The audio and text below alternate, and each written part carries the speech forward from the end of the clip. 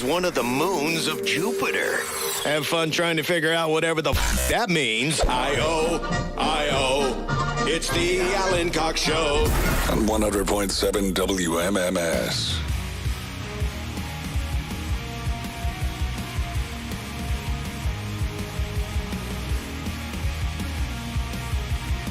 (216-578-1007) to join us live. 800-348-1007. We've got our first contestant who's come to the window in hard to describe, in a dress and tube top and something. But he looks very excited to compete for those Taylor Swift tickets later on. He's going for the gold. He's going It's an hour early. The brass ring. Smart. Yeah, why not? Hey, the Guardians avoid the sweep. They finally get one over on the Padres last night in San Diego. So they finally win one. The end of that series, they're 8-6 is the final. They will start up tonight in Arizona against the Diamondbacks. Do they play in Phoenix? Yeah. Is that okay? So Guardians, Diamondbacks tonight. That's a 9:40 first pitch here on MMS. 10:10 tomorrow night. So for those of you who listen to our new metal show, we will not be on tomorrow night as it's a late Guardians game. 2 hours to midnight is the name of our show. If you're a metal fan and haven't yet joined us for that, I would recommend you do because it's a lot of fun. It's me, Corey Roddick, Pat Butler. 2 hours of metal on Saturday nights when there's no game cutting in. 10 to midnight. So we'll return next Saturday night. It's brand new metal. It's classic stuff. It's local music, your requests, and just stuff we like, me and Corey and Pat, and play it for you. So next Saturday night, it will be back. I was reading about Michael Jordan probably going to sell his stake in the Charlotte Hornets, which he got 15 years ago. For kind of a mere pittance of what teams are going for now. He had bought a minority stake in what was then the Charlotte Bobcats. And then he spent about $300 million to become the majority owner. That's all it took in 2010 to become the majority owner of an NBA team was $300 million, which is still a lot of money. But now that he's reportedly going to unload it, he stands to make way, way, way more than that. So that's a pretty good return on investment if you've got that kind of money where you can buy a part of a team. And they said that, and he spent $300 million. He'll probably get north of $500 million for his stake. Yeah, that's pretty good. The team is valued at about $1.7 billion. So for him to, that's not bad at all. And he's already a billionaire on paper. So, he's got that quiet money. Is that considered quiet money? I don't know if it's quiet money when every everybody 10 knows people has your logo on their foot. Yeah, I guess people know that he's pretty rich, right? Yeah. What is the second? Do you know, Bill, you're a resident sneakerhead. What is the second best selling shoe? To what? The Jordan? To Jordan? Yes, to Air Jordan. Yeezys are? Yeah, and I think Yeezys actually passed Jordan's. Well, what I mean, I should have said athlete shoe. Athlete shoe? Is there? I mean, I imagine it's a distant second. It's probably a Chuck Taylor. Oh, was Yeah, he right? an athlete? Yeah. Yes. Yeah. Oh, I didn't know that. Who did you think Chuck Taylor was? I didn't know. That was I just when thought- basketball shoes weren't really that good. I hate those You were shoes. basically playing. Yeah. Well, if you wear them, like I've noticed over the past couple of years that because I've worn Chuck Taylors for 45 years, that my gait has changed. They say that it is not good for people's feet overall that people are walking around in super, super cushy shoes. They're like, if you can, you should walk as close to the ground as you possibly can. It's I good. don't believe that. It's good for your. Well, that's how naturally you would walk. I think that's why those like Vibram toe shoes were such a big deal because people that were into that. It seems to make sense. I mean, they say that walking as close to the ground as possible is A, the way you're meant to walk, and B, it's how you maintain the muscle tone that you need in your legs and your feet and whatever, because you're constantly shifting your weight to balance yourself as you walk. So that part of it makes sense. I will just say, wearing Chuck Taylors the bulk of my life, after a while, like if I'm at an appearance, I know I can't wear Chuck Taylors because if I have to stand somewhere, my back will be on fire after about 45 minutes, just standing in Chuck Taylors. But I love them. I'm wearing them today. I bought my first pair because I liked the way they looked. I bought a pair of black and white, they're classic low top Chucks. And low top. Yeah, I don't love the high. It's not a comfortable shoe. Like for me, you're like you wear it all day and your back starts to hurt. If I have those shoes on for more than 5 or 10 minutes, I can't stand them. So I've gone back to wearing my Chucks because I was watching this thing and the guy goes, people's shoes are too cushy, and so I thought, well, maybe I don't going understand back that, to because walking. You're not necessarily supposed to walk on pillows because it makes you bounce when you walk rather than. But how is that bad? Well, why is that? I think that I think the implication is that it moves you away from what your natural motion would be. Yeah, but our natural motions are moved away from everything we do. Right. No one's hunting their own food. We sit on our well, phones for 6 hours a day. I'm not talking about that. I'm talking about how your muscles react to the shoes you wear. That's why some people go and they get their feet measured and scanned so they can get the perfect shoes for their type of foot. Some people have wide feet. Some people have, I don't think it matters that much. I know that sounds like it's just one of those things where I'm like, I will go tell that podiatrist I hope you that do. you don't think that's what's going on. Because I mean, someone just texted me and made a good point that babies are supposed to learn to walk barefoot for a reason. So that kind of makes sense. But I think it all depends on how much you're walking and running, too. That's true. I'm just saying I'm coming back full circle to Chucks because for the last couple of years, I've been wearing cushier shoes, and I'm wondering if that screwed me up. I don't think so. I think you're just getting old. Yeah, I think you just can't wear. You need arch support. No, at but this point in your well, life. I kind of do have flat feet, but again, like nothing on me has hurt. I don't have my knees don't hurt, my bones don't hurt. So over the past year, when I'm like, my foot feels weird. I'm like, maybe it's because I'm wearing cushier shoes. So I'm just trying it out. Had your toes sucked enough. You don't know how much I've had my toes sucked. I just said it might not be enough. Oh, that's true. I didn't say you didn't have them You sucked. can never have your toes sucked enough. I bet there's too much sucking. I have.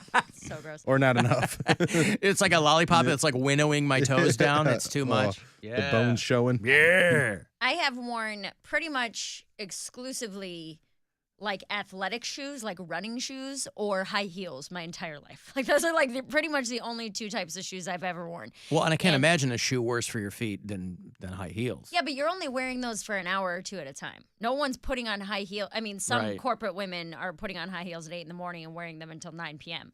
Well, they do make your legs look great. They do. But when you say, going back to Chucks, I don't know how to walk in other shoes. Bill laughs at me because every time I try to wear Vans, I trip. Because you don't pick your foot up enough. Well, you shuffle your feet? No, it's because, like you said, athletic shoes have a lot more give and are cushy and almost rounded at the top. And Vans are so flat that my toes are constantly hitting the floor. So I think I'm used to like the rounded shape of a tennis shoe. I just know that if I wear a pair of Adidas Boost shoes, they're comfy, but I feel like I'm bouncing when I'm walking, and I don't like that. Most of the time, I wear the same shoes every single day. I wear Palladium boots because when one pair wears out, I'll buy another one. They feel awesome. They look good. I usually wear those 350 days out of the year. But recently, I've been wearing Chucks again because I'm like, maybe getting back to walking closer to the ground is going to help. Help what? Help the muscles in my feet get more used to being closer to the ground. I don't know. I just don't like that feeling where I can tell that my gait is changed because I'm bouncing while I'm walking. I don't like that. Okay. I don't think it's good, and I don't like it. I'm saying I'm making the opposite point. No, I know. I know. I have only worn bouncy shoes, so when I walk close to the ground, my feet hurt, my toes hurt, my heels hurt, my back hurts. I'm not saying. I think it's just what you're used to. I think you're right. I'm not saying one size fits all, if you pardon the pun. I mean, yeah, everybody's walk is different. I mean, Poundcake, when he walks, he's got a very distinct stride, and so. People say I waddle. Huh? People say I waddle. You know what you do when you walk? Yeah. You kind of lifts on his toes. Not even that. You move your shoulders a lot. You're like walking. You sway. have great posture, but you're always like moving your shoulders when you're walking. His hips. It's like he's walking. It's like he's walking. Like an old-timey villain in a movie. It's like, I've heard I'm bird-chested. I heard that. What is like, bird-chested? Like you walk with your chest poked out like that. Barrel-chested. Barrel. Yeah, and then my roommates used to make fun of me because they were like, "Oh, well, you walk like you're swole. Like you're the guy who walks around the gym who doesn't good really posture. work out." Well, that's what it is. But that is good posture. You're supposed to do that. And you're supposed to have your shoulders back. Yeah, I remember Everybody hunches and slouches. I was in Aldi. Well, actually, I was leaving Aldi, and this was such a rare occurrence because I'm never at Aldi, and I was with my mom this particular day, and I was walking out of the store putting the little grocery cart back, and this old lady comes running out. And I'm like, what? She thought I stole something. And she was like, young man. She's like, I'm a ballet instructor, and you have wonderful posture. That's awesome. I'm like, thank you? Did you show her first Did you do a position? little plie? A little plie? Yeah. No, I was like, I don't know how to take that. Like, thank you. I don't know how to take I've that never compliment, ma'am. But I don't do it on purpose. That I is know. just the way I've always stood. That's the way I've always walked. And like out of all the other things that I think about myself, it never even crossed my mind that I walk different than everybody else. But yeah, she ran out, flailing her arms, running. Young man. I'm like, what? She said, you have great posture. She's like, I am a ballet instructor, and you just, I wish everyone walked like you. I'm like, wow. thank you. That's very nice. Maybe she was trying to sell you on some classes. Nope, she went right back inside. All right. And I got in the car with my mom. She was like, what's she want? She said, I had great posture. She's like, oh. I was like, and I just started, I don't know, it was a very odd interaction, but yeah, it was a compliment. And now Poundcake is a ballet enthusiast. He goes all the time. He likes to watch. He likes to study. And all of his moves. Hey, Mike. Mike checks in from the west coast of Ohio occasionally with us. You get storms out there, Mike? Everybody okay? Everybody's fine. How you doing today, Alan? Hate the show. Thank you. Well, this is Mike, the West Coast Survivor audition director. And I was calling in because after extensive deliberation, a lot of thoughts, we've been so humbled with all these submissions. We have a huge announcement that we can make live here on the show for you. I love it. So for season 367 of Survivor. Is that what we're up to? Wow, 367. I am able to announce today that we have normally there's a whole process that happens, but we're just going to jump the line. We've been so impressed. I can announce that we are extending an offer. This is what she's been waiting Bill for. Squire to join. Oh, my join God. the show. Oh, what? Unbelievable.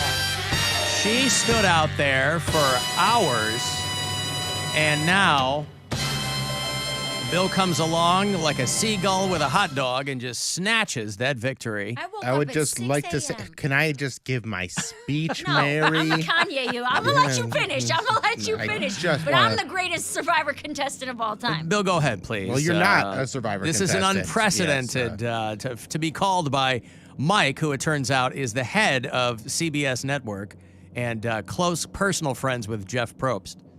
First of all, I'd like to thank my parents for making my life one constant Survivor competition, whether it's having to survive through middle school as a bedwetter or survive my early 20s as a virgin.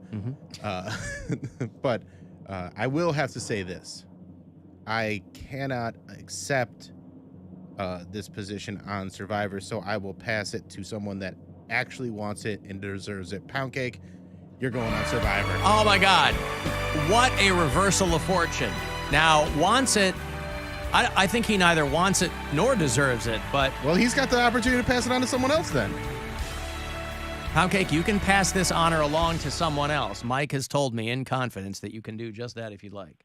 Alan, you go. Oh, my God. Listen, I'm so busy. I feel we're dancing around it, but I have to pass it off to someone else. You know who I'm talking about, Bill.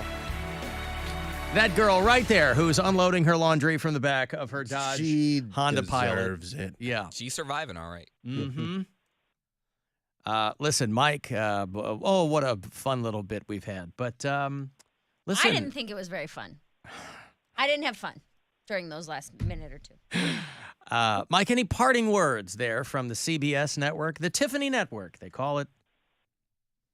I'd just like to say thank you. We love every member of your show equally. We just think some are better for the show than others. Yeah. So I just want to say thank you. All three of you guys, if we could get all three of the mainstays of the Alan Cox Show, that'd be wonderful.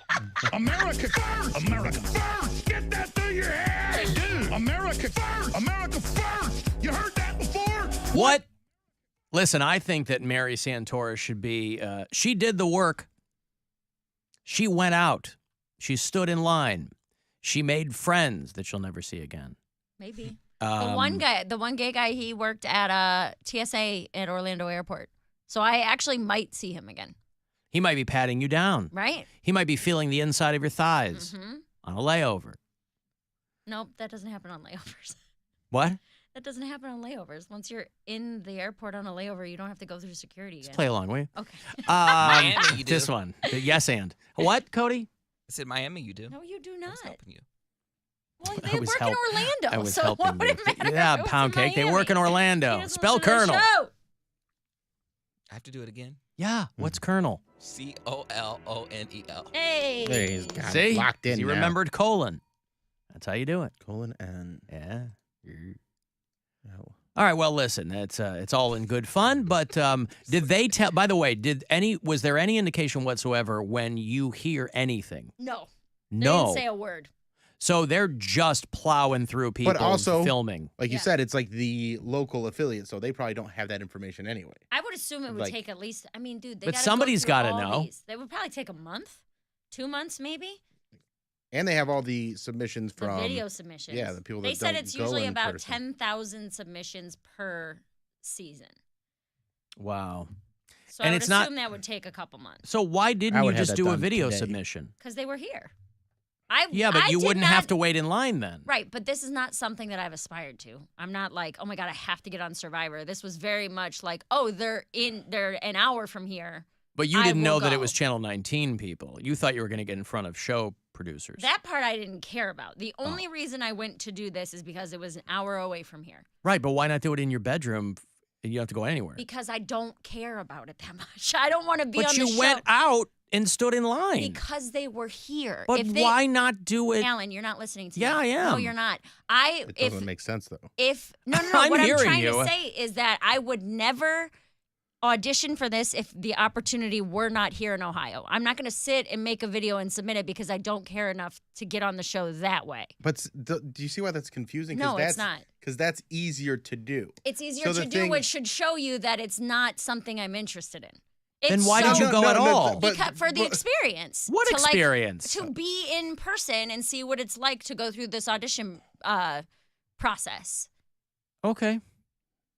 Like, does that make sense? I've never watched the show, so this is not something I have ever aspired to before. The fact that it was You just near said, hey, it's Cleveland- here. I'll go out, see what it's all I'll about. see what it's like, and if it happens, So if this they- is not if going to be a repeat process. So if they pick you, you'll turn it down. No, if they pick me, I'm going to do it. But I'm not Guys, out here. Guys, maybe I was unclear. I just wanted to see what the audition process was all about. I've never watched the show. I have no interest in it. So please, whoever's next in line, give it to them. Thank you No, so much. not at all. Okay. But like that's why this is not something I ever thought about until it was happening near Cleveland. So I was like, oh, it's here. We'll see what it's like, and that's it. Right. So the closer something is, the more you might care about it if you previously didn't. Yes. Well, that's something. That is something. If You they got to were- live your life. If they were hosting whatever down the street, I'd be like, I got a free afternoon. I'll go audition for whatever that is down the street. that Love I've never Island. heard- Sure, why not? It's here. It's right there. Hey, it's right. How can I not? It's right there. Right. It's like people that go, I had to buy it. It was so cheap. Right. I don't need it, but it was so cheap. All right, well, you learned something, didn't you? Yeah. I don't know what I learned. Yeah, I bet it'll come to you, though. We'll figure it You out. figure it out. I'm going to break here. If you want to send a text, 35192. To do that, AlanCoxShow.com if you want to watch live, and you can listen anywhere on the